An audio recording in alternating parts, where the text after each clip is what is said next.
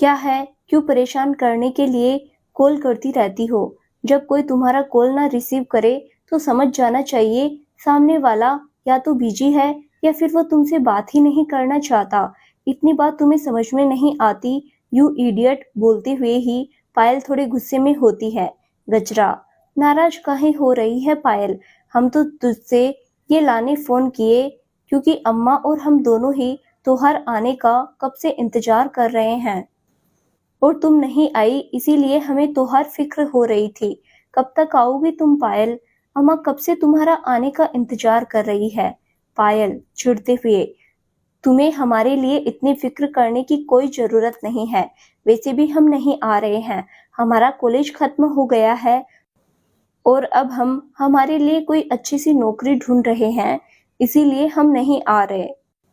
तो तुम ये बात मम्मी को बता देना और हाँ, हमें कुछ पैसों की जरूरत है तो तुम हमें 10,000 रुपए भेज देना।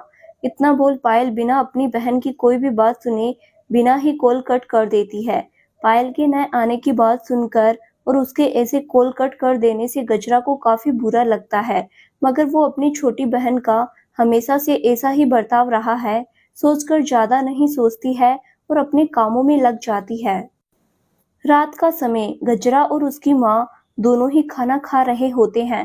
तभी गजरा की माँ अपनी बेटी गजरा को देखकर बोली, गजरा बिटिया, तुझे पता है तेरे बाबा के दोस्त जो शहर जाकर बस गए हैं, उनका वहां पर बहुत ही बड़ा कारोबार है। उन्होंने खबर भेजी है, वो कल हमसे मिलने आ रहे हैं। ये सब बोलते हुए ही गजरा की माँ काफी खुश होती है।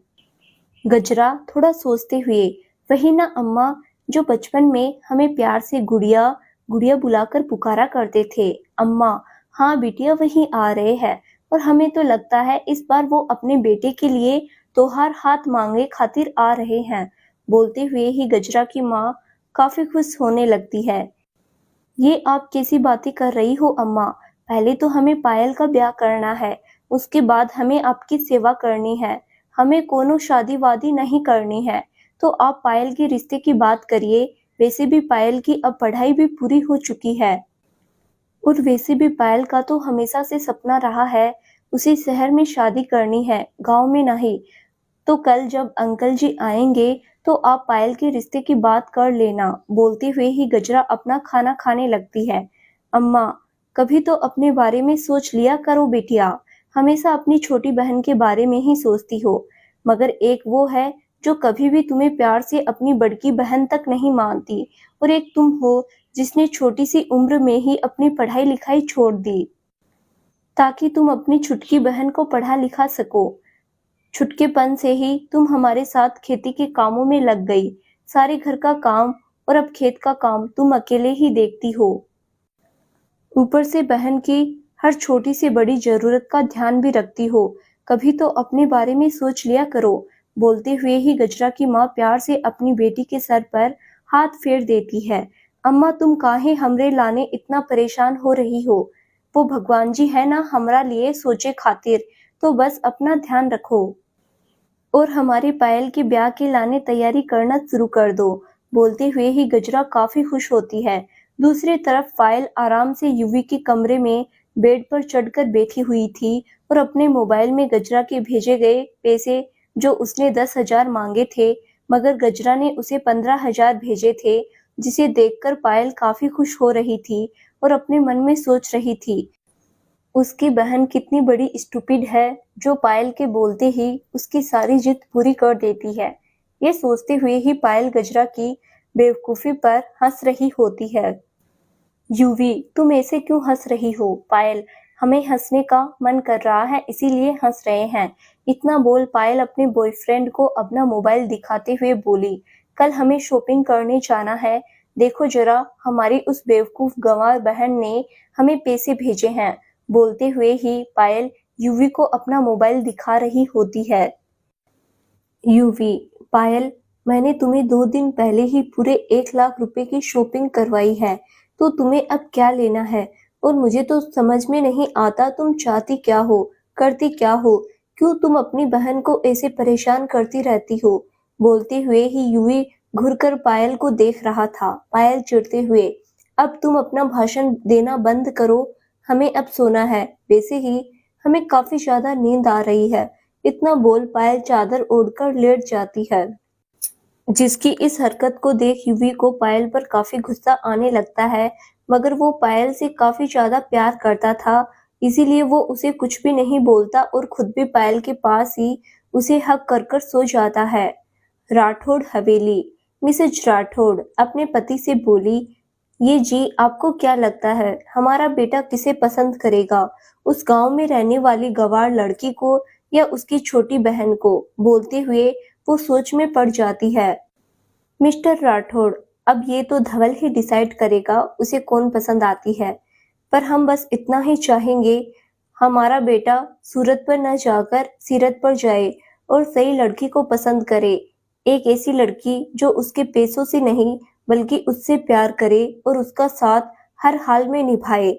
मिसेज राठौड़, हमें तो बस हमारे बेटे की खुशी से मतलब है, हमें इसके अलावा और कुछ भी नहीं चाहिए। बोलते हुए ही मिसेज राठौड़ अपने पति के कंधे पर अपना सर रख लेती है। मिस्टर राठौड़, मैंने सविता बहन को मैसेज भेज दिया है, मैं कल सोनपुर आ रहा हूँ, आप क्यों नहीं जा रहे हो? लड़की धवल को देखनी है तो वही चला जाएगा, लड़की देखने अपने किसी दोस्त के साथ आप क्यों परेशान होते हो? मिसेज राठौड़ बोली, पर हमें एक बार खुद से भी देखना है, हमारे घर की बहू बनने के कौन लायक है, छोटी बहन या बड़ी बहन? बोलते हुए ही वो कुछ सोचने लगते हैं। अगले दिन सुबह का समय पायल और युवी दोनों ही एक दूसरे को अपनी बाहों में भरे बड़े ही आराम से सो रहे होते हैं। तभी युवी का मोबाइल जो साइड टेबल पर रखा था वो रिंग करने लगता है, जिसकी आवाज सुन युवी अपना मोबाइल अपने हाथ में लेकर देखता है तो उस पर उसके डैड का नाम फ्लैश हो रहा था, जिसे देख युवी जल्दी से कॉल रिसीव कर बेड से उतर जाता है। हेलो डैड, युवी बोला। युवी बेटा जल्दी से पहली फ्लाइट पकड़ यहाँ हमारे पास आ जाओ बेटा, तुम्हारे दादाजी की तबीयत अचानक से काफी ज्यादा खराब हो गई है और वो बस तुम्हें ही याद किए जा रहे हैं। ये सब बोलते हुए ही युवी के डैड काफी परेशान होते हैं। डैड, ये सब कैसे हो गया और आपने मुझे बताया तक नहीं?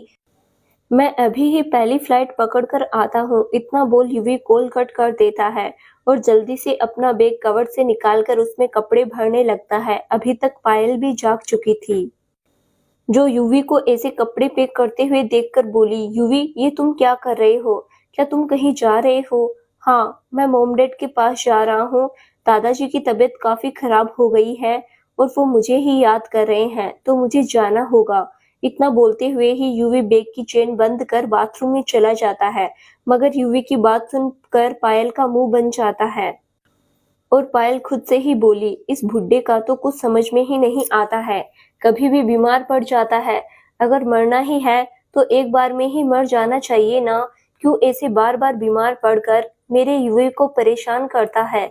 ये सब सोचते हुए पायल का मुंह बन जाता है और कुछ ही देर में युवी फ्रेश होकर बाथरूम से बाहर आता है और पायल को देखकर बोला, पायल तुम अपना ध्यान रखना, मैं जल्दी ही लौट आऊंगा और तुम्हें कुछ भी चीज की जरूरत पड़े तो मुझे कॉल कर लेना। पायल, तुम जाओ युवी, और तुम भी अपना ध्यान रखना और मेरी फिक्र मत करना। बोलते हुए ही पायल खुश होती है। युवी पायल के पास आकर उसके माथे पर एक किस करके अपने घर की ओर निकल जाता है।